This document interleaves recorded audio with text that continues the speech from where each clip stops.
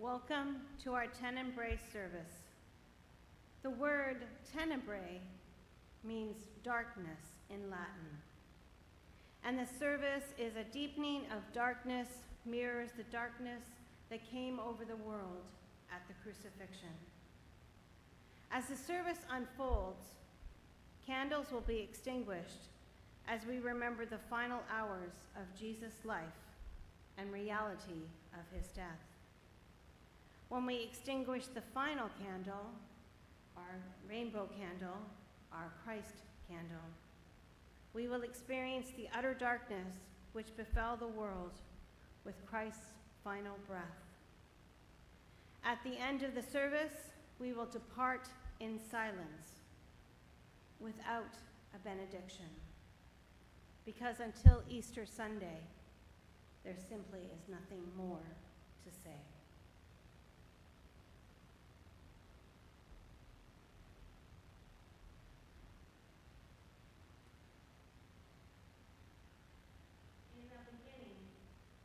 Darkness covered the face of the deep. Then God said, "Let there be light."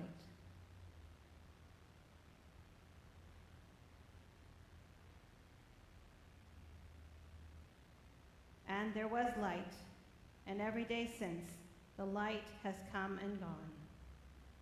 The sun has risen and set. The moon has waxed and waned. The light is still with us. In the beginning was the Word, which brought all things into being. What has come into being through him is life. The life of all people.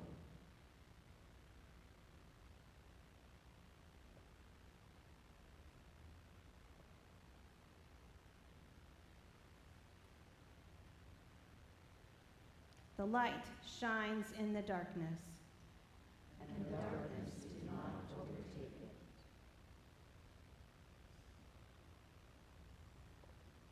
When God made the light, when the light of all people came into the world, God did not send away the darkness. The darkness remained. God created the night for dreams and clarity, and exhaling of the let us enter this holy darkness to bear witness to the light of the world, who has been extinguished by violence. Let us worship our divine God. Of our first reading.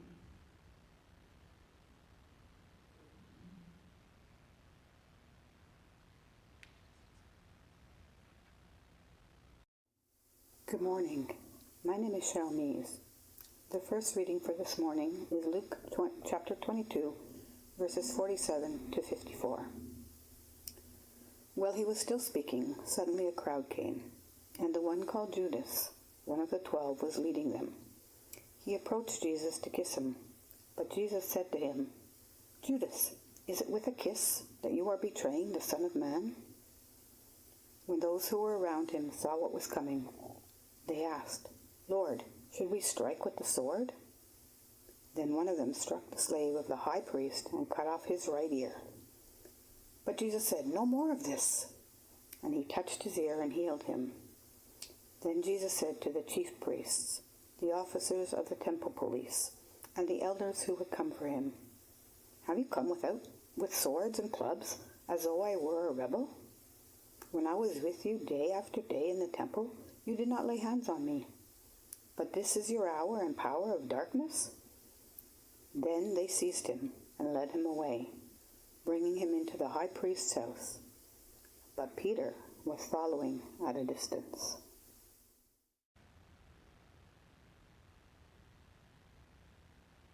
I invite you into a time of prayerful contemplation. See the images of the handcuffs and the rope. Jesus was bound and taken to the chief priests. He knew this day was coming. He knew he would have to be arrested and be bound. How would you have reacted if you saw Jesus taken away? How would you make sense of it all if you were a disciple, a follower of Jesus, and now your teacher is taken away? Martin Luther King Jr.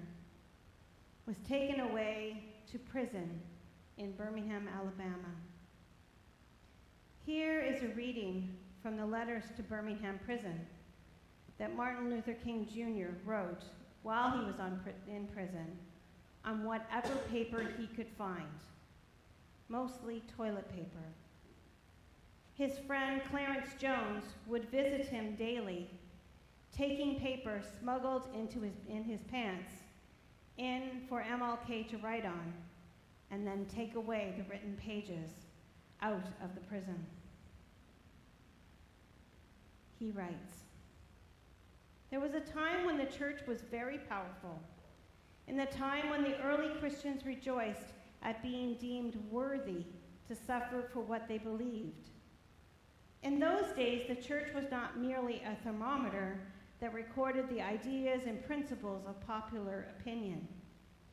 It was a thermostat that transformed the mores of society. Whenever the early Christians entered a town, the people in power became disturbed and immediately sought to convict the Christians for being disturbers of the peace and outside agitators. But the Christians pressed on in the conviction that they were a colony of heaven, called to obey God rather than man. Small in number, they were big in commitment. They were too God-intoxicated to be astronomically intimidated. By their effort and example, they brought an end to such ancient evils as infanticide and gladiatorial contests. Things are different now. So often the contemporary church is a weak, ineffectual voice with uncertain sound. So often it is an arch defender of the status quo. Far from being disturbed by the presence of the church, the power structure of the average community is consoled by the church's silent and often even vocal sanction of things as they are. But the judgment of God is upon the church as never before. If today's church does not recapture the sacrificial spirit of the early church, it will lose its authenticity, forfeit the loyalty of millions, and be dismissed as an irrelevant social club with no meaning for the 20th century. Every day I meet young people whose disappointment with the church has turned into outright disgust. Perhaps I have once again been too optimistic. Is organized religion too inextricably bound to the status quo to save our nation and the world? Perhaps I must turn my faith to the inner spiritual church, the church within the church, as the true ecclesia and the hope of the world.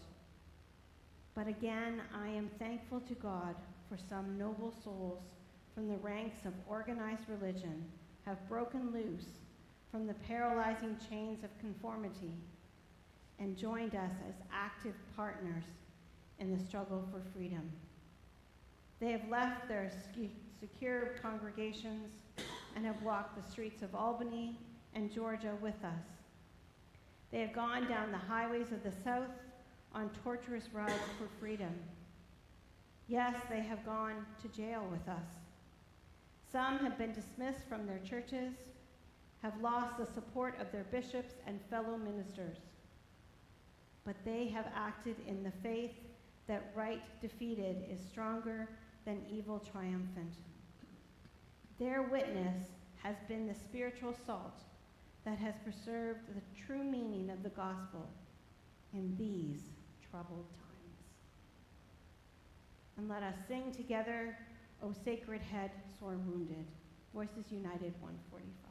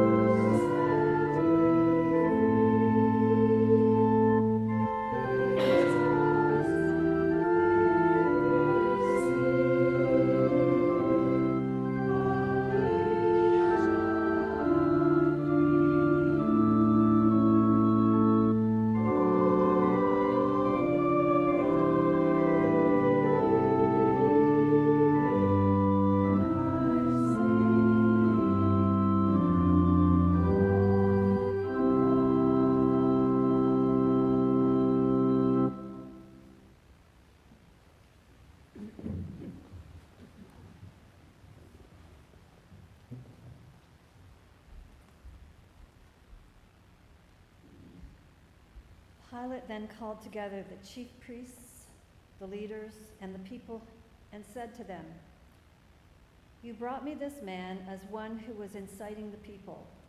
And here I have examined him in your presence, and have not found this man guilty of any of your charges against him. Neither has Herod, for he sent him back to us. Indeed, he has done nothing to deserve death.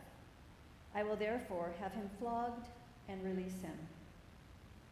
Then they all shouted out together, "Away with this fellow! Release Barabbas for us."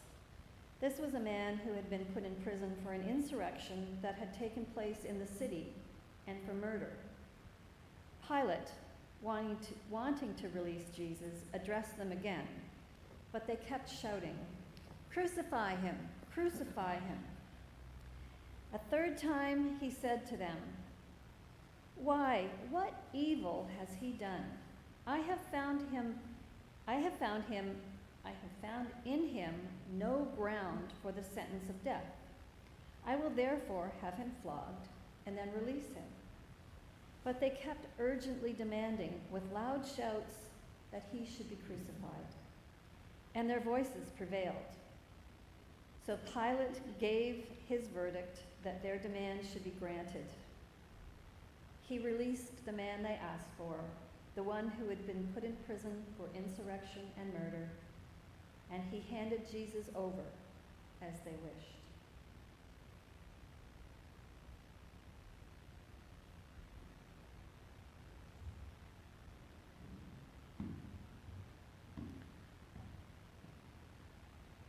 In his book, What Will You Do with King Jesus?, James A. Harnish writes, "Is it possible that our world still knows better how to deal with a bandit, a murderer, and an insurrectionist than it knows what to do with the Prince of Peace?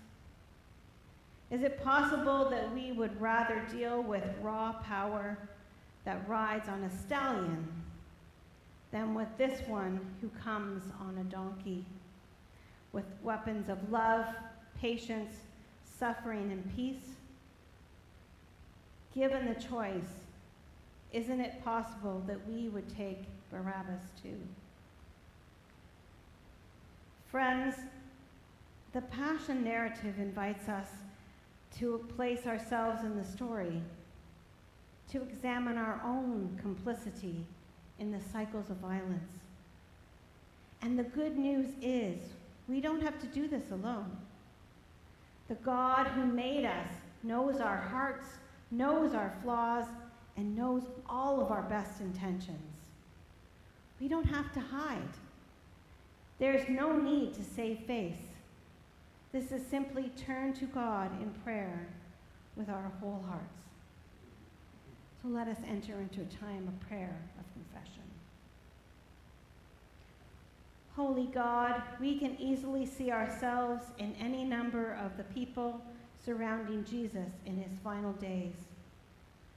We are Judas, betraying what we hold most dear for status and wealth and security. We are the soldiers using our power to maintain the status quo which serves us. We are the disciples brandishing our weapons to fight violence with violence. And we are the high priest's servant, victims of a world hell-bent on winning. Prince of Peace, forgive us. We are Herod, finding our entertainment at the expense of other people's dignity. We are Pilate, excusing ourselves for the blame that is rightfully ours. We are the crowd, foaming at the mouth and demanding blood. And we are Barabbas, our lives spared while others are crucified.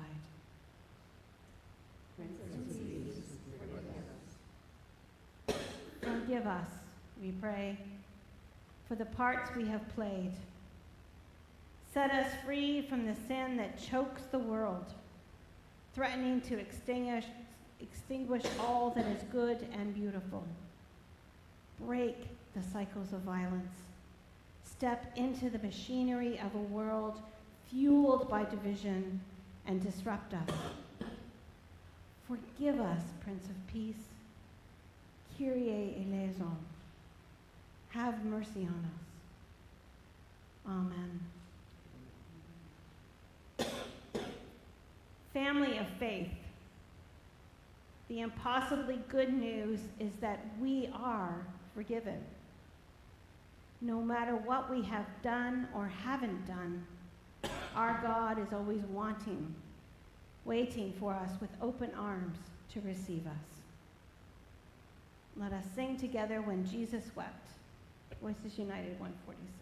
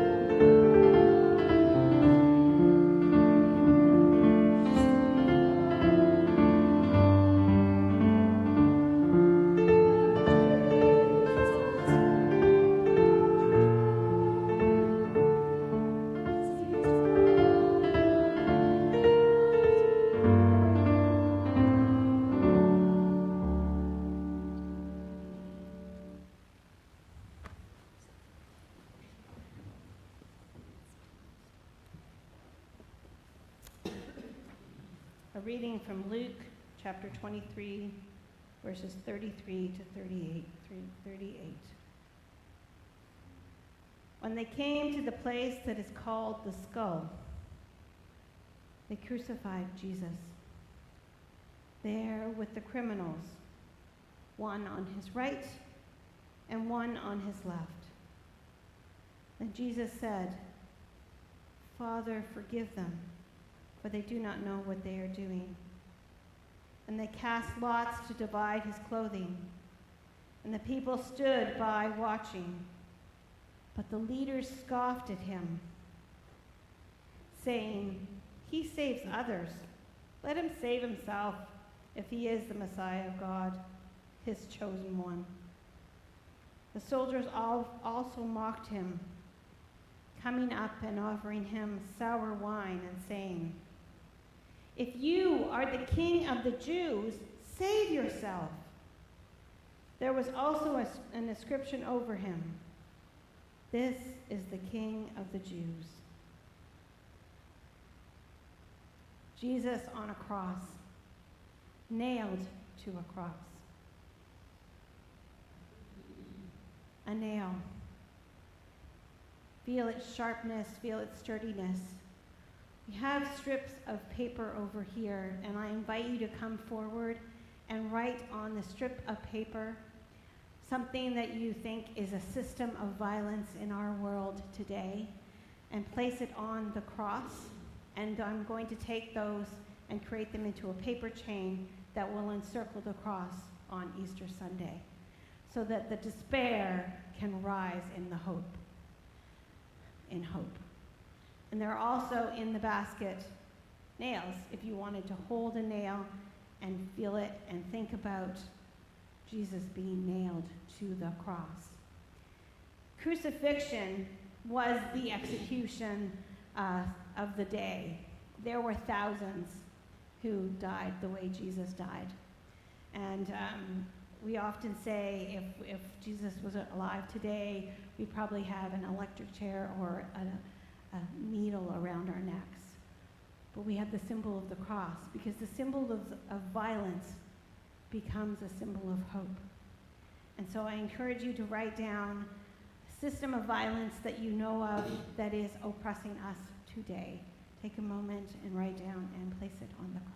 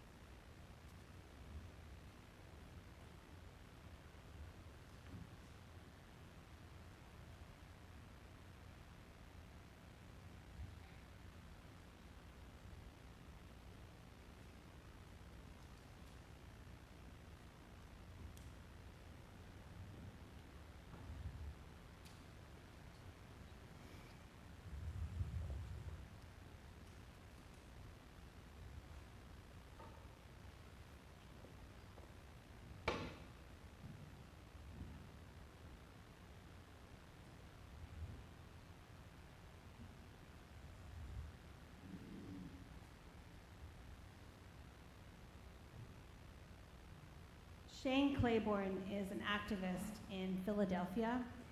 He's created a community in Philadelphia, and one of the things they do is take weapons of violence and create them into something beautiful. And he's written this reflection that I want to share with you today about Holy Week. We call it Holy Week, but it was a terrible week. His trial reeked of injustice. His own disciples sold him out for a few pieces of silver, betrayed him with a kiss, and hung himself. And he was arrested.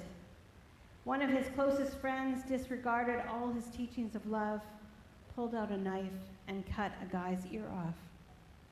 Jesus called him out and healed the other guy. A lot of stuff that happened that first week, Holy Week, was pretty unholy. Once arrested, he was passed back and forth between politicians and bureaucrats. There was Caiaphas, the priest, the Sanhedrin council, Pontius Pilate, the crowd. Everyone seemed to want him to die. But no one wanted blood on their hands. Even Pilate washed his clean. They had all kinds of accusations: insurrection, inciting a riot, conspiracy, terrorism, plotting to destroy the temple, blasphemy. But all he did was love and heal and give people hope. Despite any substantial evidence, witnesses, or signs of any crime committed, he was pronounced guilty and sentenced to die. As he awaited his fate, he was bullied, interrogated, harassed, and beaten to a pulp. The authorities humiliated him and stripped him naked. They mocked the claims of his divinity, ramming a crown of thorns on his head, and wrapped him in a royal purple robe as they laughed. And so it went. This man, whom many believe was the Holy One that the prophets spoke of, the long-awaited Messiah, God incarnate, was executed. He died with his body convulsing as his lungs collapsed. There was nothing more evil than what happened on that Good Friday. Most of his friends deserted him and left him to fend for himself. Some of them were so scared that they denied even knowing him. Only the women stayed. The long loneliness was so agonizing, so gut-wrenching, he felt like God had bailed on him. Amongst his last words were, my God, why have you forsaken me?" But even though it was a gruesome week, love gets the last word. We call it Good Friday because it wasn't just death that made the news, but resurrection. The empire, the cross, the bloodshed was not the end of the story. On the cross, Jesus made a spectacle of evil. He exposed the hatred we are capable of, and he triumphed over that hatred with love. He died with forgiveness on his lips. Just as he came to set the oppressed free, he also came to set the oppressors free. Holy Week is not just about the resurrection. It's also about the cross. Without Good Friday, there is no Easter. But we can't leave Jesus on the cross. In the end, this is a resurrection story. Holy Week is about a God who suffers with us, bleeds with us, cries with us, hopes with us. As we celebrate Holy Week, let's connect the passion of Christ with the passion of the streets. As we remember the violence inflicted on Jesus, we remember the crucified people of our world, the victims of violence today. Let us sing "When I Survey the Wondrous Cross."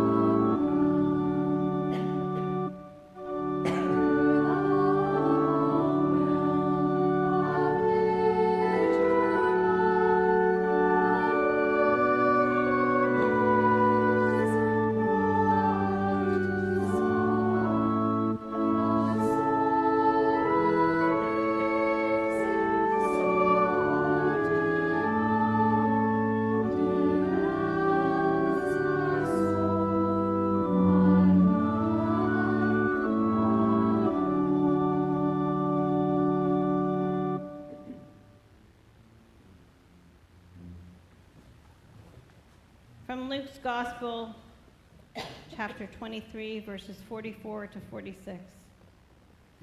It was now about noon, and the darkness came over the whole land until 3 p.m, while the sun's lit failed and the curtain of the temple was torn in two.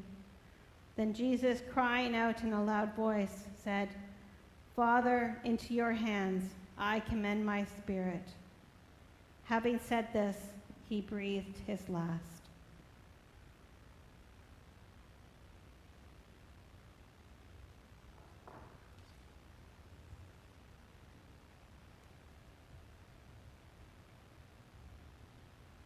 The crown of thorns pressed into Jesus' skull, into his head,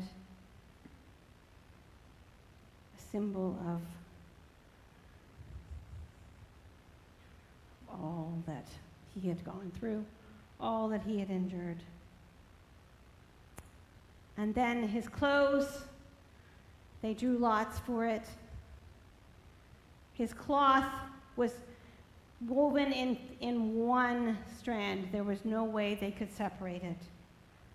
The cloth that binds us together, the cloth of our faith, the weaving and webbing that brings together our faith.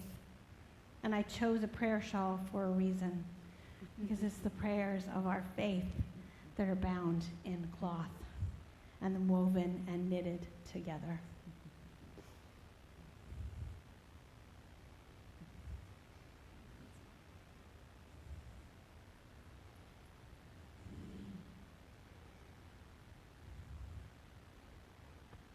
So we have a special piece of music as the Christ candle will be extinguished, and then we'll be departing in silence.